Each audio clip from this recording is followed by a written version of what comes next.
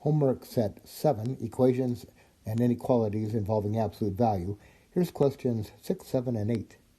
Question 6, let's start by subtracting this 1. Then that'll isolate the absolute value. So if we subtract that 1 from both sides here, subtract that 1, we'll be left with the absolute value, 6x plus 3 equals, now on the right side 4, but minus 1 is 3. So I'm going to do this one two ways. I'm going to do it using our template, but then I'm going to show you a shortcut. So let's do it with the template first. Then template will tell us where the shortcut comes from. As long as we're careful, we can use it. So here's what our template says. The distance between the number, some number, and 0 on the number line is some number of units. All right, so this is our template. All we have to do is write exactly this and then fill in this field and fill in this field. Now, the distance between the number, what goes in this field, is exactly what is inside that number inside the absolute value size. So we'll get 6x plus 3. And what goes in this one, right? So the distance between the number 6x plus 3 and 0 on the number line is 3. That's what goes in here. So 3 units. Now, draw the graph.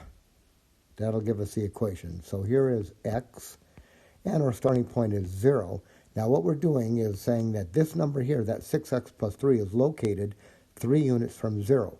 So if I go 3 units, start at 0, go 3 to the right, 1, 2, 3 units to the right, I'm over there at positive 3. And that's where that 6x plus 3 would go. But if I go to the left, I'd be over here at negative 3, and the 6x plus 3 would go there. So I've got that these two numbers now are identical. So we're saying that 6x plus 3 is the same as negative 3, or that 6x plus 3 is the same as positive 3. Now here's the shortcut. This will allow us to actually skip all of this. But as long as we understand where these two equations come from, we're probably okay doing that. But if I was to explain this to somebody, I would have to explain this.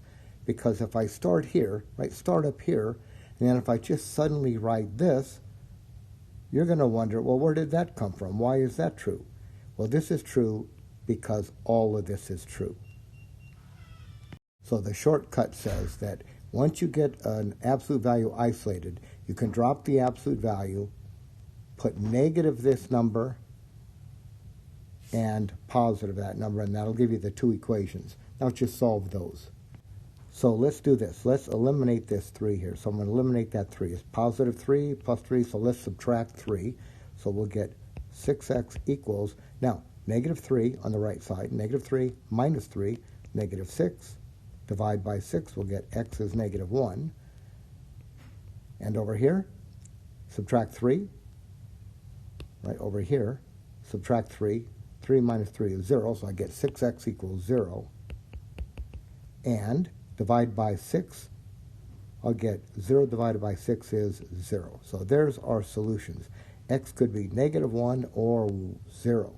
So I'm going to solve the rest of these problems using this shortcut. Question 7, we've got an absolute value, and then minus 2 equals 1. So let's isolate this absolute value first by eliminating that 2. So it's being subtracted, so let's add 2. So I'm going to add 2. So I'll get the absolute value of 5 times the quantity x plus 2 equals, now I'm adding that 2 to both sides, so 1 plus 2 is a 3. And now, with that absolute value, I'm not going to use all this anymore, right? We're now going to use our shortcut. And our shortcut says just to drop the absolute values and get two equations. One with a negative here and one with a positive. So I'm going to get two equations. So this tells me that 5 times x plus 2 is equal to negative 3, or that 5 times x plus 2 is positive 3. So all I did is I dropped the absolute values, put an equal to negative 3, negative that number, and then that number exactly. Now we just have two equations to solve.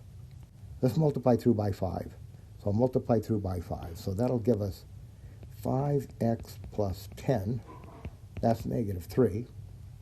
And over here on the right, we'll get 5x plus 10 is equal to positive 3. Let's subtract that 10. So we'll get 5x equals, now on the left side, negative 3 minus 10, negative 13. And on the right side over here, subtract that 10.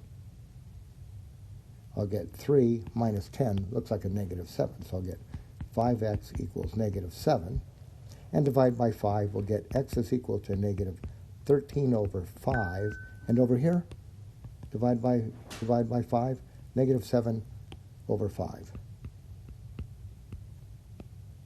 And that's it. In question 8, we've already got an absolute value that is isolated. So let's just eliminate this absolute value by writing this expression right here is equal to negative 7 and then positive 7. So I'm going to write that 3 plus 2 times the quantity, 4x minus 3, that's equal to negative 7, or 3 plus 2 times the quantity, 4x minus 3, that's equal to positive 7.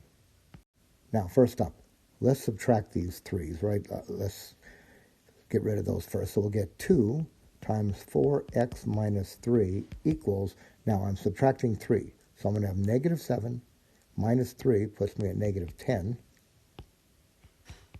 Or, subtract 3, I'll get 2 times that 4x minus 3 equals, now on the right side, 7 minus 3 is a 4. Now, you know, what I could do is I could divide through by 2 because 2 will go nicely into negative 10. But I'm not going to do that because it doesn't always work. If this was a negative 11, I'd get fractions. I don't want to do that. So I'm just going to write this as just distribute. 8x minus 6 equals negative 10. And over here, 8x minus 6 is equal to